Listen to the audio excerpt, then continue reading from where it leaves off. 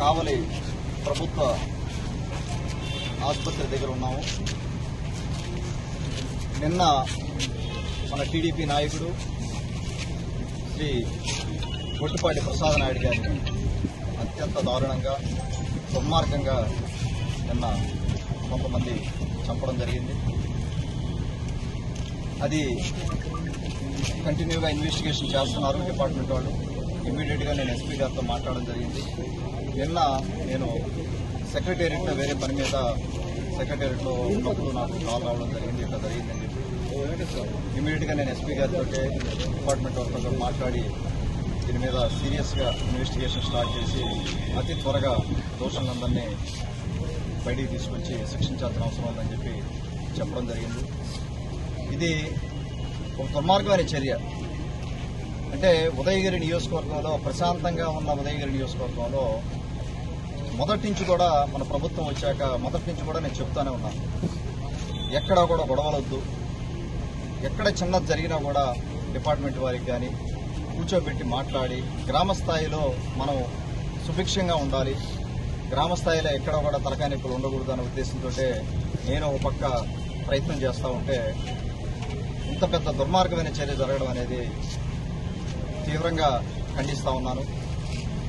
ఆ కుటుంబానికి వెంకటేశ్వర గారు వాళ్ళ సోదరులు ఇక్కడే ఉన్నారు, వారు కావిల్లో ఉంటారు.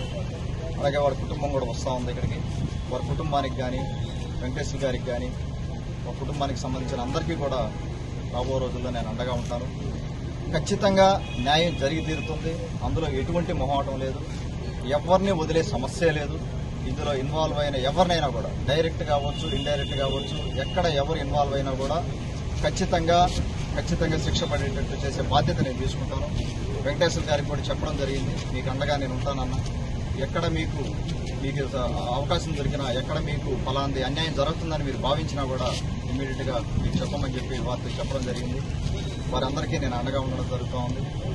మన గట్టుపల్లి పంచాయతీ అవ్వచ్చు, ఎక్కడ కూడా జలదంకి మండలంలో ఇటువంటి నాకు తెలిసి మన నాయకులతో మాట్లాడుతూ ఉంటే నేను వచ్చి 3.5 సంవత్సరం అయింది. అంతకుముందు కూడా ఎక్కడన్నా ఎటువంటి ఇన్సిడెంట్స్ ఏమైనా జరిగినాయని మన నాయకులను అడిగినప్పుడు ఇద్దరు కూడా ఇటువంటి దుర్మార్గమైన చర్య ఎప్పుడు జరగలేదని చెప్పడం జరిగింది.